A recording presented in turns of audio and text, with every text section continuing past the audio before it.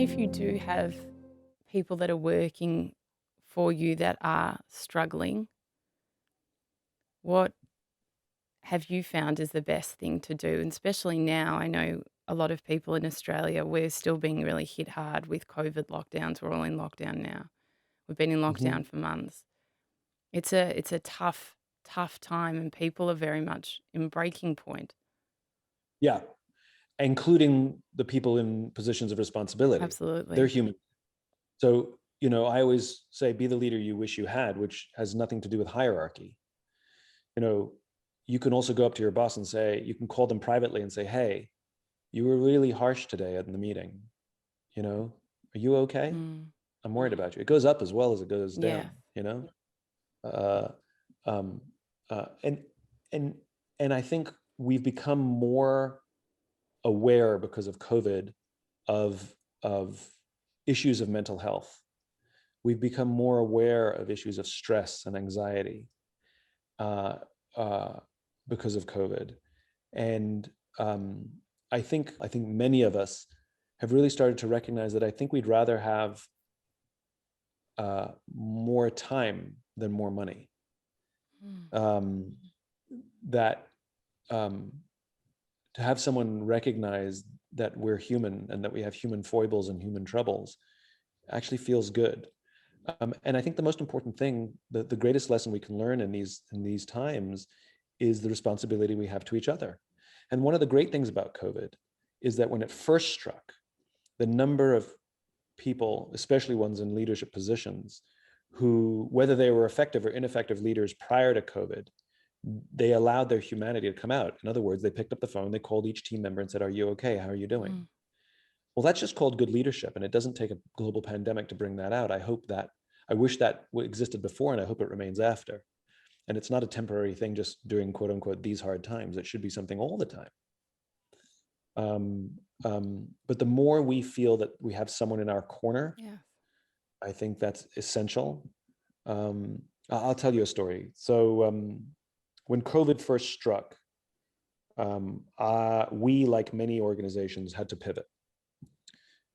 We made most of our income from live and in-person events and workshops, and that dried up instantaneously. And so we had no choice but to change the way we did things in order to survive. And uh, it was stressful, but it was exciting as well, you know, an opportunity to reinvent a company. And if you're an entrepreneurial minded, that's what we live for. And I remember calling a friend of mine who was active duty military. And I asked him a simple question: how do I stay mission focused? How do I stay focused on the mission and avoid the stress and strain of COVID, because I need to get this done? And he gave me a very stern warning. He said, no one escapes the trauma. He says, no, none of us, we are, he says, you cannot compartmentalize this. Mm, He says, when we go to combat, we can compartmentalize for a short period of time, but no one escapes the trauma of combat. And he says, sometimes you experience it immediately, and sometimes you don't experience it for 5 months later. You're not going to escape it. So I called all my A-type personality friends, many of whom were going through similar things, and we were all sort of relying on each other and giving each other advice. And I called every single one of them and gave them all the same stern warning, which is, we might be on adrenaline highs right now, but none of us are going to escape the trauma of COVID. Just be aware, because when we thought it was only going to last 2 or 3 months back in the early days, I said other people might start to feel fine and life might go back to normal, and then you'll get struck by the trauma. So make sure you prepare the people around you that it may come later. mm. And we all made a deal to call each other. Well, sure enough, right on cue, 4 or 5 months into COVID, I was off my game and I was struggling and I didn't know what was going on. And I was short tempered. And there's a lot of, something wasn't right. And I called up the same friend. I said, what are your symptoms? And I didn't ask any leading question. I simply said, what are your symptoms when you suffer the trauma of combat? He says, well, I fall out of my sleep pattern. I start going to bed late for no reason, and I don't want to get up in the morning. And I was like, yep. He said, I have really unproductive days, but I rationalize it. Like, oh, you've been working really hard. It's okay to have an unproductive day. It's fine. But then I'll have another and another and another. And I was like, yep. And he said, I become really antisocial. I don't want to ask for help and I don't even want to talk to anybody. And I was like, yep. And I realized I was suffering from depression. Mm. And I was afraid to call it that because it sounds like a diagnosis, but it was little d depression. Um, and so then of course, I asked him, how do I get out of this? And he said, number one, you have to force yourself to get back into your sleep pattern. Let yourself off the hook with the unproductive days. And number three, you absolutely have to ask for help. You have no choice. And so I did. I called people one by one and said, I'm struggling, I need help. I actually recorded, I called a friend who's a very good advice giver, and I actually recorded it and put it on YouTube just with the hope that it would help other Oh, people. And I made a deal with a bunch of my friends, which is a rule that I live by now, which is there's no crying alone. mm, And I said to my friends, if you have to cry, you pick up the phone and you call me and we'll just cry together. And I said, if I have to cry, I'm going to call you. But there's no crying alone. That's not allowed. beautiful.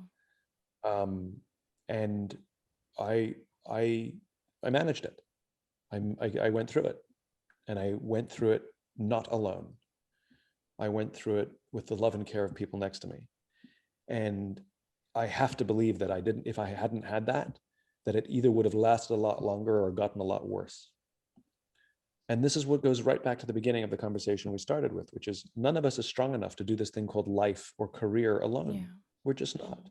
So I don't know who the hell we think we are that we can manage any of the stresses or strains that are thrown our way without the love and support of people around us, which puts a massive responsibility on every human being, which is you don't get out of bed, as you said, for your why to make money and get famous, but it's to take care of the people around you Yeah. because they need us. Oh, and by the way, we need them. And we don't build trust by offering our help to others. We build trust by asking for it. You know, Brene Brown has done a lot of work in this area. And asking for help is about expressing vulnerability. I cannot do this alone. Yes. Will you help me? Is for some people the scariest thing in the world to say. I need help. And great leadership is about modeling behavior.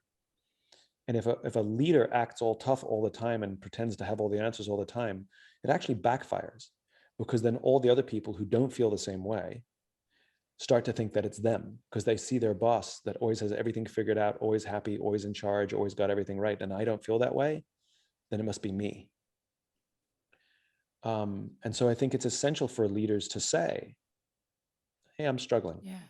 This COVID thing is really getting to me. And I apologize if I'm off my game, if I'm a little short tempered. I'm in a bad way. I'm going to take a day off. I'm going to talk to somebody and just be patient with me. And when we see our leaders do that, what that means is that when we're struggling, we can call our leader and say, I'm struggling. I don't know what to do. I'm going to talk to someone as well. Yeah. Because if our leaders are willing to do it and model that behavior, just like a parent, then it creates an environment which our people are more likely to do it as well. So if we are open enough to ask for help, so will others.